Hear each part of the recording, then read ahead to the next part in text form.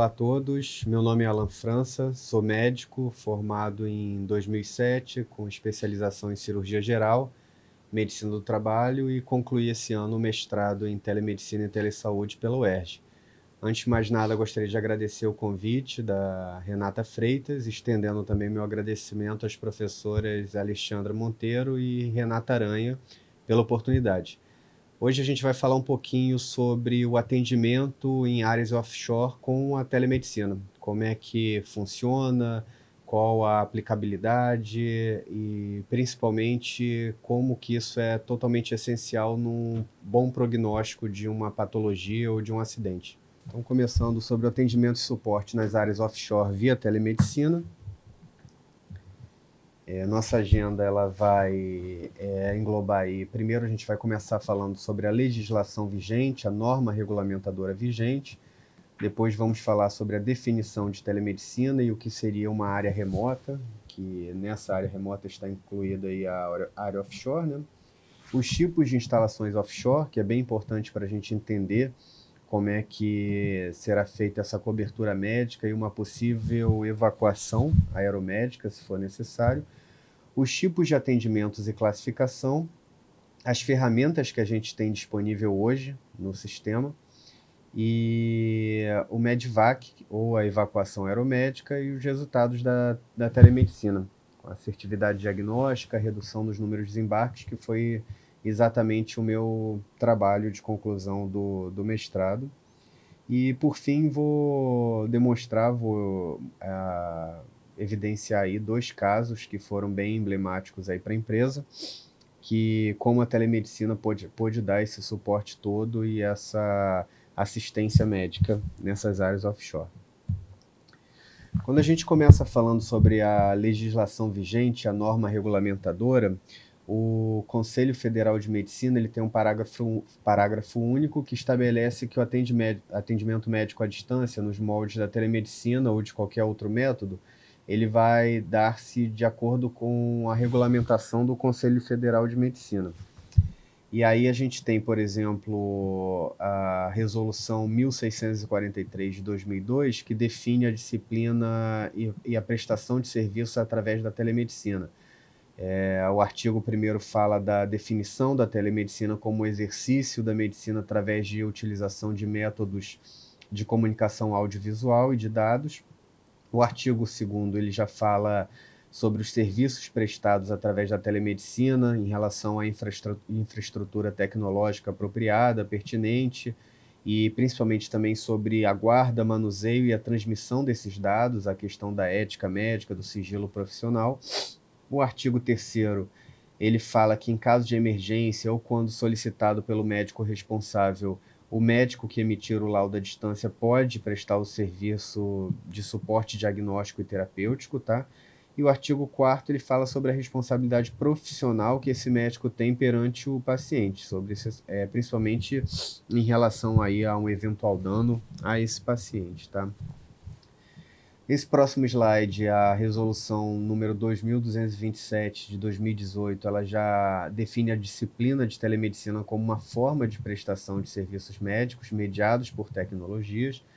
A teleconsulta ela é uma consulta médica remota, mediada por tecnologia, entre o médico e o paciente localizado em diferentes espaços geográficos, que é exatamente o que a gente vai tratar aqui quando a gente fala da área offshore ou de águas profundas, né, que é principalmente os clientes e empresas de óleo e gás, e o estabelecimento de relação médico-paciente do modo virtual ele é permitido para cobertura assistencial nessas áreas geograficamente remotas. O teleatendimento deve ser devidamente consentido pelo paciente, tá, ou pelo seu representante legal, então isso sempre é feito antes de qualquer atendimento. Ele tem que consentir que aquele atendimento será feito via telemedicina. E no caso da participação de outros profissionais de saúde, esses também têm que receber o treinamento adequado, tá? Isso é muito utilizado, principalmente quando a gente quer discutir um caso com o especialista, que é a opinião do especialista para definir uma ação, tá?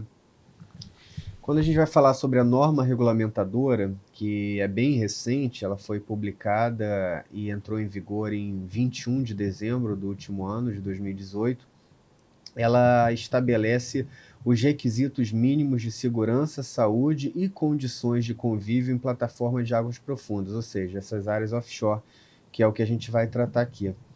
Ela estabelece que a plataforma deve, além de possuir um profissional de saúde habilitado a bordo, também deve incluir e disponibilizar o sistema de telemedicina. Então, foi a primeira norma regulamentadora que especificou e foi bem objetivo em relação a isso, ao sistema de telemedicina entre o profissional de saúde a bordo e os médicos especialistas em terra, a qualquer hora do dia ou da noite, ou seja, 24 horas, operado por um trabalhador capacitado, também de acordo com as resoluções do Conselho Federal de Medicina, tá? E também as legislações pertinentes. Aí ela menciona também que a plataforma habilitada deve ter um profissional de saúde registrado no respectivo conselho de classe, e aí ela define como vai ser feito esse quadro a bordo, se vai ser um enfermeiro, se vai ser necessário um médico, um técnico de enfermagem, isso tudo de acordo com o POB, ou número de pessoas a bordo, né, a população a bordo. Então aí ela vai diferenciar entre 31 e 250, entre 251 e 400 trabalhadores e acima de 401 trabalhadores, tá? A operadora da instalação e as empresas prestadoras de serviços também têm que adotar algumas medidas visando a promoção, proteção, recuperação e prevenção de agravos à saúde, entre eles algumas questões ligadas à parte ocupacional, que é o Programa de Controle Médico de Saúde Ocupacional, o PPRA também, que é o Programa de Prevenção de Riscos Ambientais, e os serviços gratuitos de assistência à saúde a bordo e em terra, pela operadora da instalação, ou seja, ele não fica somente restrito ao atendimento a bordo. Se aquele paciente ou funcionário tem que desembarcar, seja por um acidente, seja por uma condição médica, tem que dar continuidade a essa assistência e tratamento em terra, tá? E por fim, aí, o desembarque e remoção do trabalhador para a unidade de saúde interna, no caso de necessidade de cuidados médicos, deve atender também os seguintes requisitos. O tipo da aeronave a ser utilizada, isso vai ser definido pelo médico regulador, ou seja, ele tem condições de desembarcar numa aeronave comum de troca de turma ou de aproveitamento, ou seja, uma condição de doença ou acidente que não tem necessidade de uma evacuação aeromédica, que seria exatamente esse segundo ponto, que é a evacuação aeromédica ou EVAM, caso essa seja definida como o atendimento emergencial, como tipo de transporte a ser utilizado, ela tem que estar pronta em 30 minutos a partir do acionamento do médico regulador, tá? Tempos superiores a isso devem ser justificados pela operadora da instalação. Então, por isso que é essencial aí, quando a gente tem esse mecanismo e a possibilidade da telemedicina, de o quanto antes for definido esse resgate aeromédico, for informado para que a gente consiga cumprir esses tempos pedidos, né? Obviamente, sempre entendendo o seguinte, a aeronave vai estar pronta dentro de 30 minutos, ou não pode exceder ali os 45 minutos, mas a palavra final, se ela tem ou não tem condição de voo, se tem teto para isso, né? Se o céu permite, as condições climáticas permitem, é a palavra final do piloto, porque obviamente você não vai botar em risco uma tripulação inteira e mais o paciente na hora do resgate, se você não tem condições climáticas para o voo. Então, esse tempo esperado, esse tempo aí considerado o tempo ótimo, é da montagem e preparo da aeronave, tá? Não é do tempo de voo. A gente vai para a questão da definição da telemedicina. A telemedicina ela é a oferta de serviços ligados aos cuidados com a saúde, nos casos em que a distância é um fator crítico, ampliando a assistência e também a cobertura.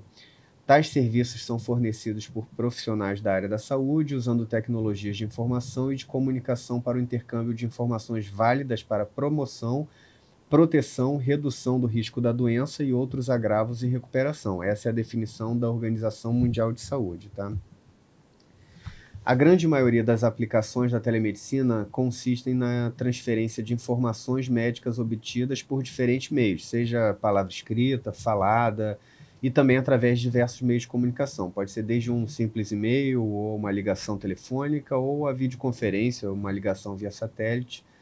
O seu grau de sofisticação pode ir desde uma ligação telefônica entre dois profissionais de saúde, o médico aqui em terra e o enfermeiro de bordo, por exemplo, ou até o sistema de videoconferência via satélite ou aí às vezes ao pedir opinião de um especialista entre dois países distantes, isso aí também configura o uso da telemedicina, tá?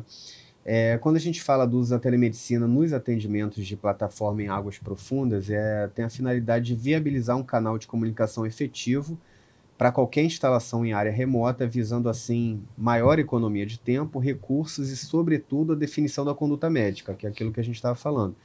Se você define que é necessária uma evacuação aeromédica, quanto antes for definido isso, menos tempo se perde e melhora o prognóstico do paciente, principalmente quando a gente está lidando com alguma doença, alguma patologia, em que o tempo é extremamente relacionado com bom prognóstico, como, por exemplo, uma síndrome coronariana aguda, em que você tem aquele tempo porta-balão, tem um tempo para o paciente da entrada na emergência e já iniciar o tratamento.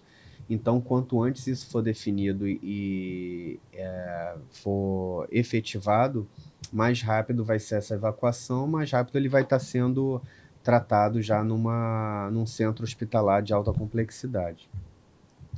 Então, a gente tem aí 3 pilares principais quando a gente fala da telemedicina: a fácil acessibilidade, que não requer mecanismos complicados para a execução, basta aí uma eficaz conexão e simples à internet, já é possível conectar 2 indivíduos em diferentes locais, geograficamente separados aí. Assistência de qualidade, você vai ter aí uma assistência de qualidade porque você permite exatamente que uma equipe multidisciplinar possa ser envolvida, mesmo estando em diferentes pontos geográficos. Então você vai ter aí um serviço altamente especializado e qualificado. E, por fim, a redução de custos. Quando a gente fala aí da telemedicina, ela com certeza é uma ferramenta essencial para essa redução de custos, porque você vai exatamente definir se tem ou não tem a necessidade do desembarque, se aquele desembarque realmente é necessário, se você vai ter que substituir aquele funcionário, ou se ele pode ser mantido a bordo com avaliações frequentes e rotineiras aí para que a gente possa acompanhar a condição clínica dele. E aí a gente vai entrar na questão da definição da área remota. Quando a gente fala de área remota, quando a gente pega a definição do IRHC, que é o Instituto de Cuidados de Saúde Remotos, Institute of Remote Healthcare, definiu-se como uma locação onde a evacuação médica de uma pessoa ferida ou doente para um hospital, uma unidade de estabilização, ela não pode ser garantida que ela vai ocorrer dentro de 4 horas. Ou seja, a área remota, a área offshore de águas profundas, ela entra nessa classificação porque você não tem como definir que dentro de 4 horas aquele paciente já esteja no hospital, exatamente por aquela questão que a gente estava falando da condição climática. Às vezes uma condição meteorológica ruim não vai permitir o voo, então você não tem como garantir que em 4 horas aquele paciente já esteja no hospital. Ainda mais quando você pensa no tempo de deslocamento. Se você bota aí, por exemplo, 30 minutos para a montagem de uma aeronave, 1 hora de voo, mais 1 hora de voo para retornar. E aí você ainda tem a questão da transferência, porque depois nem todo hospital vai ter o heliponto, né? Ou a possibilidade de receber o voo do helicóptero. Então você vai ter ainda aí a questão do deslocamento. Depois que essa aeronave pousa no local de destino, ainda vai ter o deslocamento da ambulância terrestre até o hospital. Então só aí a gente já está falando aí em quase 3 horas ou mais, e aí isso já fica um tempo bem limite, né? Bem restrito para sair dessa questão da classificação. Então acaba definindo-se como uma área remota. Um exemplo comum é exatamente a indústria de óleo e gás, onde as plataformas e embarcações que prestam suporte às plataformas são definidas como áreas remotas. a unidade hospitalar de referência é o destino de tratamento e é onde vai ser estabilizado. Não necessariamente vai ser o local de tratamento total daquele paciente ou acidentado. Ele pode ser, às vezes, somente uma unidade hospitalar mais próxima, em que é possível fazer uma estabilização do quadro, para depois uma transferência de hospital para hospital. Aqui só um exemplo, quando a gente fala exatamente da questão da bacia de Campos, a distância que a gente tem aí plataformas que às vezes ficam quase 500 quilômetros do litoral ali, da costa, em alto mar, águas profundas, então exatamente aí a gente consegue ter uma ideia de como é distante e como não é simples exatamente essa remoção e essa evacuação aeromédica. Quando a gente olha aí para esse slide, a gente consegue ver a divisão ali entre Bacia de Santos, Bacia de Campos, e ali em cima do tracejadozinho último, superior à direita, a gente já começa a ver a Bacia do Espírito Santo. Isso é importante para a gente entender.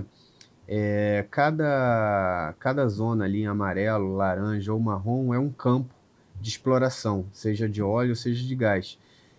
Como são divididas as locações dessas embarcações de apoio ou plataformas de óleo e gás.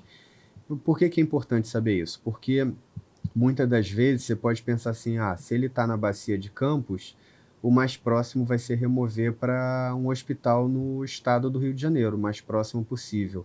Ou se ele está na bacia de Santos, o mais próximo vai ser para um hospital de São Paulo. E não é tão lógico assim, não é tão fácil definir assim, porque você pode ver ali, ó, às vezes ele está na bacia de Campos e ele está muito próximo. Se você olhar ali o Frade, por exemplo, ele está na bacia de Campos, mas ele está muito próximo do Espírito Santo. O voo entre o campo do Frade e o Espírito Santo, ali, Vitória, pousar em Vitória para ser referenciado para um hospital local, ele dura 30 minutos. Se a gente trouxesse para Macaé, que seria ali o mais próximo no Rio de Janeiro, esse voo já dura 1h10. Então isso muda completamente, tá?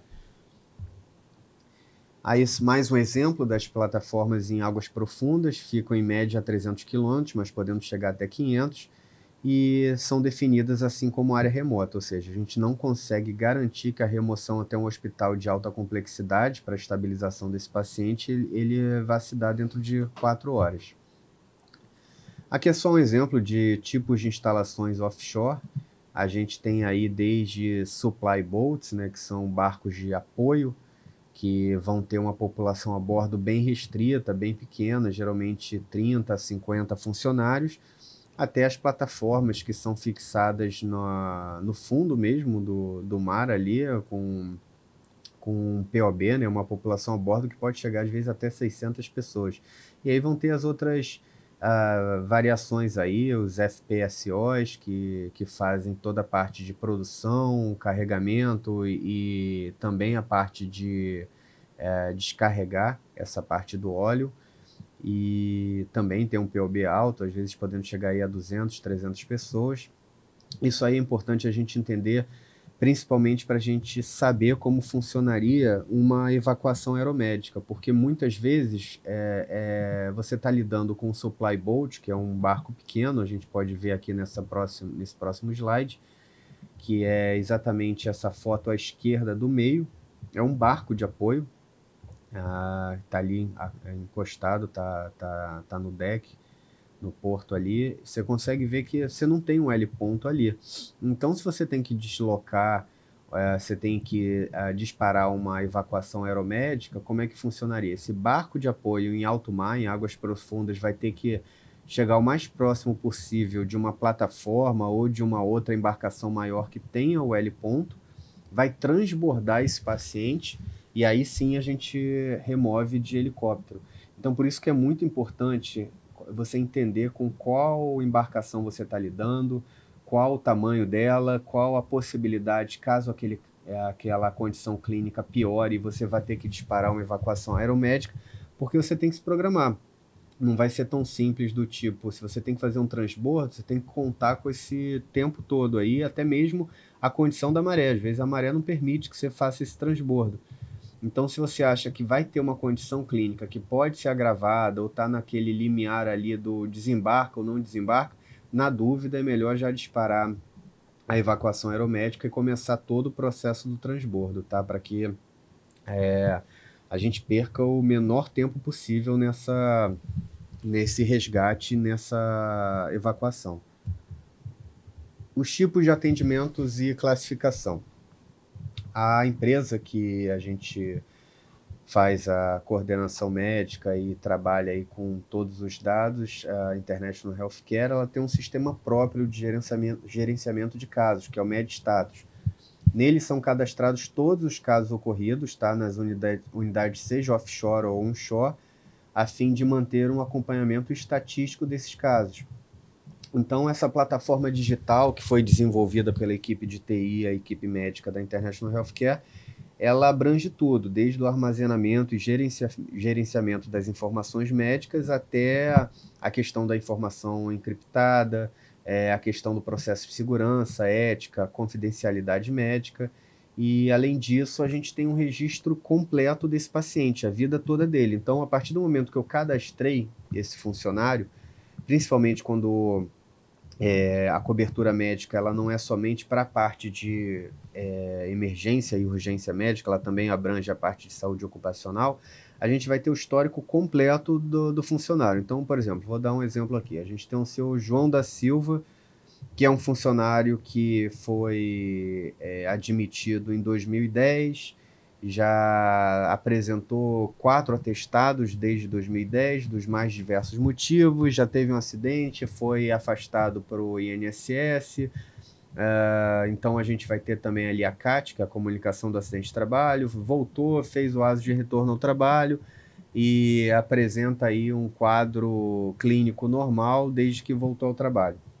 Então, se esse João da Silva vai abrir um novo caso comigo, agora, por exemplo, em 2019, eu estou abrindo um novo caso dele, a partir do momento que eu abro a ficha do seu João da Silva, eu tenho esse histórico todo dele, de quantas vezes ele foi afastado, de quantos atestados ele já apresentou, quando que ele voltou ao trabalho, por que que ele foi afastado, qual foi o motivo.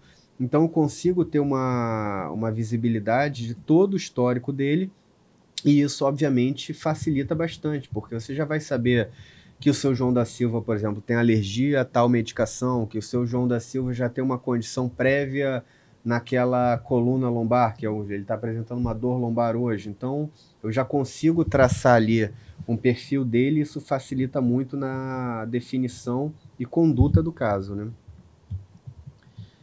Esses casos eles são classificados em vermelhos, amarelos e verdes. Os vermelhos são alta prioridade, ou seja, sempre devem ser escalados à supervisão médica.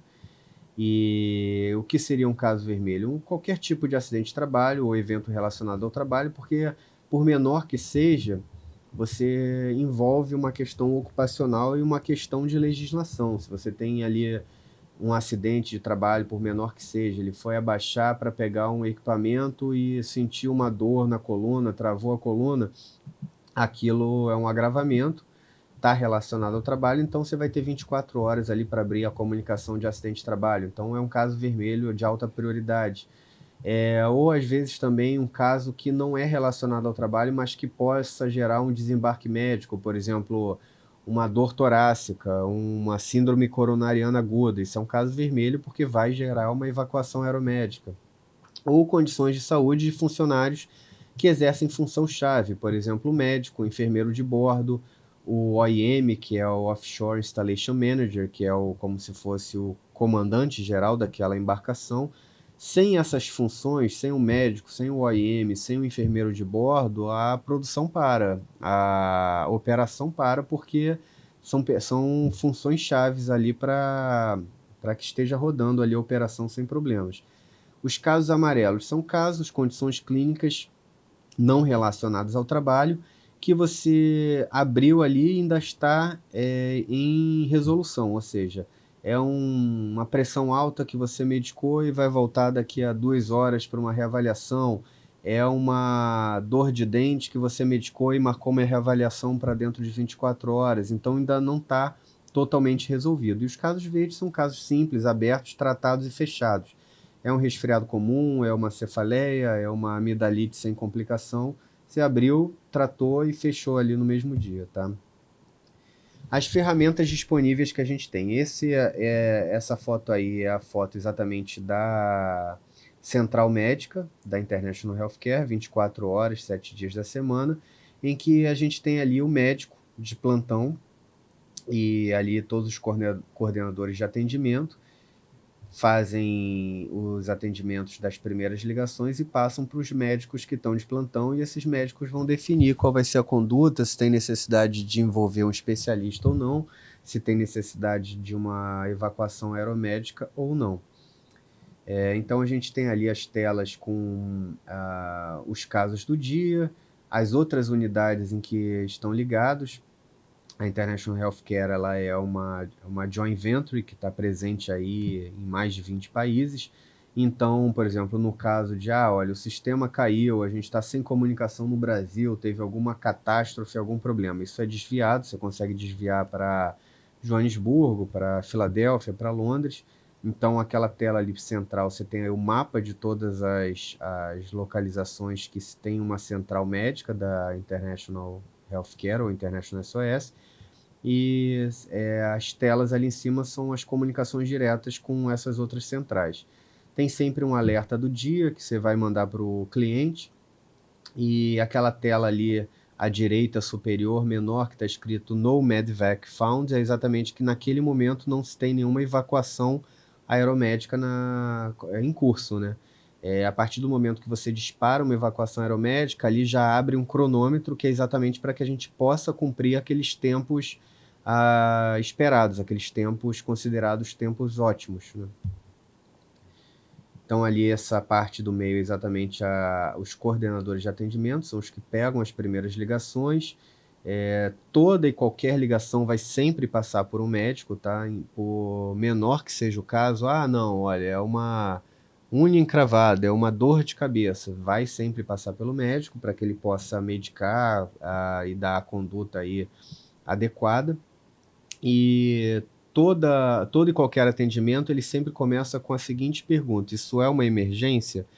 Mesmo que a pessoa do outro lado não saiba definir o que é uma emergência, e para ela acha que aquilo ali naquele momento é uma emergência, ela diz, é uma emergência, o time de coordenadores de atendimento, eles não perguntam mais nada, eles passam diretamente a ligação para o médico e ficam na linha para pegar todos os detalhes. Se não é uma emergência, eles vão pegar nome completo, qual é a localização, qual é a queixa, data que embarcou, a possível data do desembarque e outras informações necessárias, tá? Aí a discussão de casos, quando você tem ali sempre a passagem de plantão. Esse é o sistema do MedStatus que viabiliza também a videoconferência. A gente consegue ver ali à superior à esquerda um trauma, em que é feita a videoconferência de forma dinâmica. Do lado direito superior também um trauma em mão. Parte esquerda inferior é uma questão dermatológica, que a gente já envolve ali a dermatologista. E ali, inferior à direita, a gente tem exatamente uma discussão entre 3 profissionais de saúde. São 2 médicos e um enfermeiro, no caso, discutindo um caso. A gente tem à esquerda o médico no call center, na International Healthcare, o do centro ali é o cardiologista, o especialista, e à direita é o enfermeiro de bordo. Esse sistema e a videoconferência também viabiliza aí exatamente essa troca de informações. A gente consegue gerar ali em tempo real no celular do especialista o eletro, ele já consegue dar ali uma olhada. Cardiologista a gente tem 24 horas também de stand-by. Tem ali uma questão oftalmológica, a gente já consegue mandar foto também em alta resolução para o oftalmologista. E a gente tem hoje disponível também como uma ferramenta muito importante esse CART avançado de telemedicina, que ele consegue funcionar em banda baixa e tem ali 4 tipos de câmera. Todos os dispositivos podem ser controlados pelo médico em terra, tá? Ele controla todas as câmeras, aonde ele quer que vá, se dê zoom, menos zoom, se capta ali a imagem naquele momento. A gente vai ter câmeras de alta resolução uma para a pele, somente questões dermatológicas, uma para os olhos, a gente consegue ver uma imagem ali embaixo, no meio, uma câmera para garganta e exame da cavidade oral, que é a direita ali inferior, e também a câmera global, que é a que fica em cima ali, dando uma visão geral do local, tá? O eletrocardiograma, ele funciona sem fio e também você já recebe esse traçado do monitor cardíaco de imediato aqui em terra. Aí você já consegue botar, por exemplo, a cardiologista de plantão direto recebendo esse eletro, ou o médico intensivista, enfim, qualquer que seja o caso. Você tem um monitor multiparâmetros e o carrinho ele consegue funcionar sem fio com uma autonomia de até 3 horas. Isso é bem importante porque, como a gente viu ali nas fotos das instalações offshore, por exemplo, se o funcionário está com uma condição clínica que impeça ele de se locomover e ir até a enfermaria de bordo, você consegue levar esse carrinho até ele. Ele sofreu um acidente quando estava tomando banho, escorregou e caiu e não consegue levantar. Ou caiu da cama, do beliche e não consegue levantar. Você leva até o carrinho até a cabine e consegue fazer esse atendimento de lá. Quando a gente fala ali do MEDVAC ou evacuação aeromédica, exatamente essa remoção ou desembarque médico de urgência por ambulância aérea, a gente tem um estudo realizado pela Assembleia Legislativa de Montana, nos Estados Unidos, que evidenciou que um custo de ambulância aérea ele pode variar de $26 a $133 por milha, e no final esse custo total pode ficar entre $8.500 até $15.000, tá? E quando a gente fala que uma plataforma em águas profundas, por exemplo, se ela tiver a 100 quilômetros da costa, a gente já está falando num custo total aí de 12 mil, podendo chegar até $32.000. Então, quando a gente fala que a evacuação aeromédica ela consegue reduzir custos, é exatamente quando a gente pensa nesse sentido. Quando a telemedicina consegue reduzir esses custos, exatamente porque você vai conseguir definir se você tem ou não tem que desembarcar por emergência um paciente, ou se é possível mantê-lo a bordo, vamos aguardar mais um pouco, a gente reavalia dentro de 1 hora, dentro de 6 horas, mantém reavaliação diária, e aí você permite, assim, evitar um desembarque que não era necessário, tá? Exatamente o trabalho que foi a minha conclusão do mestrado, foi exatamente evidenciando isso. A gente vai falar daqui a pouco como, aonde é possível ter a telemedicina e os profissionais de saúde, a gente consegue desembarcar menos e também aumentar a assertividade diagnóstica, tá? Esse aí é um exemplo das aeronaves que a gente usa. Essa é a parte interna da aeronave. Como vocês podem ver, tem uma maca ali, e além disso ainda comporta, uma aeronave como essa, ela consegue comportar um paciente deitado e 3 sentados, tá? Quando a gente chega no aeroporto, também vai estar lá a ambulância terrestre, aquilo que a gente falou, não para por ali. Obviamente, se você tem um hospital referência que possa receber a aeronave, tem ali um L-ponto, um L-deck, isso é muito mais fácil, já chega direto dentro do hospital, mas não é a realidade da maioria dos casos. Geralmente vai chegar no hospital de destino e vai ter ali a ambulância terrestre já aguardando para levar. Vai chegar no aeroporto de destino e vai ter ambulância ali aguardando para levar para o hospital de destino, tá? Aqui é exatamente aquele estudo que a gente estava falando, os resultados da telemedicina, como a gente tem uma assertividade diagnóstica quando a gente tem a telemedicina e o profissional de saúde, em relação a onde não se tem a telemedicina, só se tem o profissional de saúde. Exatamente porque você consegue envolver aquela equipe multidisciplinar, você consegue trazer a opinião de um especialista, você consegue discutir um caso e acertar ali, ter uma assertividade maior. Olha, parece que é por exemplo, uma dor torácica, que poderia ser uma questão cardiológica, mas não, ali acaba sendo ali uma questão ortopédica, uma questão gástrica, enfim. Então, quando você consegue envolver outras equipes multidisciplinares aí e outros especialistas, isso facilita na hora de fechar um diagnóstico. E além disso, também a questão do desembarque e não desembarque. Dá para ver ali que a gente tem um maior número de desembarques quando nós não temos a telemedicina, e quando se tem a telemedicina e o profissional de saúde, principalmente quando a gente tem o advento da videoconferência, você tem um número muito maior de atendimentos, mas um número bem menor de desembarques, tá? Aqui a gente vai falar agora sobre o primeiro caso, que exatamente foi um acidente num FPSO na Bacia do Espírito Santo. Ele ocorreu em 11 de fevereiro de 2015. A população a bordo máxima era de 111, naquele dia do evento tinham 71 pessoas, e a única coisa que a gente recebeu de informação foi, houve uma explosão no FPSO, não se sabia até o momento quantos mortos, quantos acidentados, se a questão do fogo, da explosão já estava sob controle, se, por exemplo, a enfermaria ou o enfermeiro de bordo tinham sido atingidos, ou se o enfermeiro era uma das vítimas, então isso mudava completamente o cenário para a gente. Como a gente não sabia de nada, a única informação tivemos um acidente, temos 71 pessoas a bordo, a gente sempre se prepara para o pior. Então, esse aí foi a matéria daquele ano ali, relatório da Petrobras, revela causas da explosão em navio no Espírito Santo. Aquilo é uma imagem real à direita, tá? Das embarcações de apoio tentando combater o incêndio. À esquerda é como era antes e como ficou ali à direita. Ali a localização, aonde estava, mais próximo ali do Espírito Santo, tá? Então o que a gente fez? Vamos nos preparar por pior, que a gente pudesse ter aí 71 vítimas. Então, de imediato foram disponibilizados 4 helicópteros, tá? E um total de 9 ambulâncias terrestres já no aeroporto aguardando, isso sem ter informação nenhuma.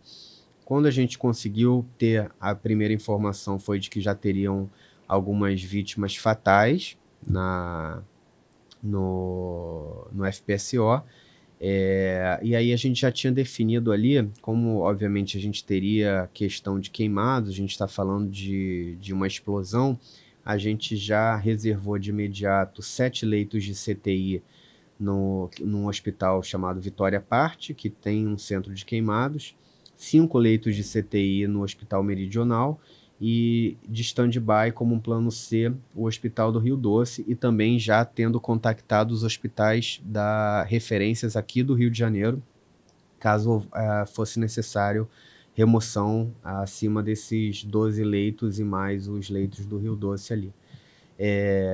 Felizmente não foi necessário, a gente teve aí um total de 9 vítimas fatais, como a gente pode ver aqui, mas foram um total de 12 pacientes removidos, e que de imediato foram ali para esses hospitais, alguns deles ficaram internados durante meses devido às questões de queimaduras.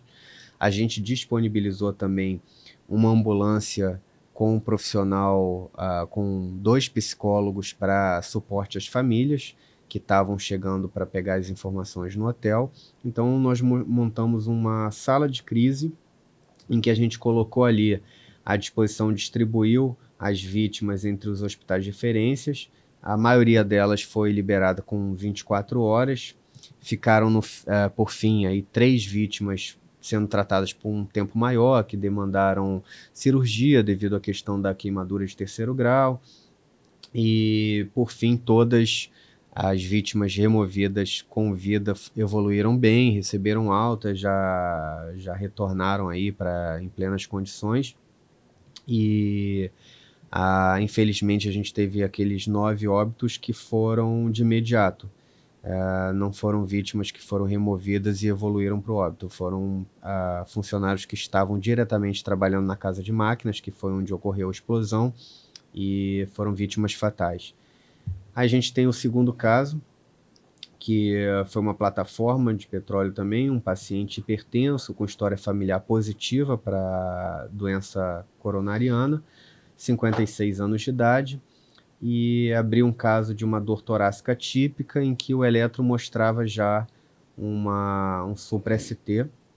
Isso foi na Bacia de Campos, em 2017, e aí a gente envolveu de imediato ali o cardiologista de plantão, que indicou de imediato a evacuação aeromédica. Então a gente teve um caso aberto 1h40 da tarde, 1h50 a aeronave já tinha sido acionada, pousou na plataforma cerca de 1 hora depois, 1h05 depois já estava na plataforma, pousou de volta no aeroporto de Macaé às 3h55. Então a gente está vendo aí, ó, que entre o caso aberto 1h40 e 3h55 a gente tem pouco mais de 2 horas, são 2 horas e 15 minutos, e o paciente já estava em terra, deu entrada às 4h10 no hospital referência e evoluiu para uma angioplastia primária com um ótimo prognóstico, recuperou-se bem. Então, daí a gente consegue evidenciar como a ferramenta da telemedicina e principalmente a questão da videoconferência, a possibilidade da troca de informações e de exames, de envolvimento de um especialista, de uma equipe multidisciplinar, está ligada diretamente e vai definir como vai ser o prognóstico desse paciente, tá? Foi isso aí foi o eletro dele na época. Queria agradecer aí a oportunidade a todos. Fica aí o meu contato, caso tenham qualquer dúvida ou queiram entrar em contato para maiores informações, saber outros detalhes, fico à disposição, tá bom? Obrigado a todos.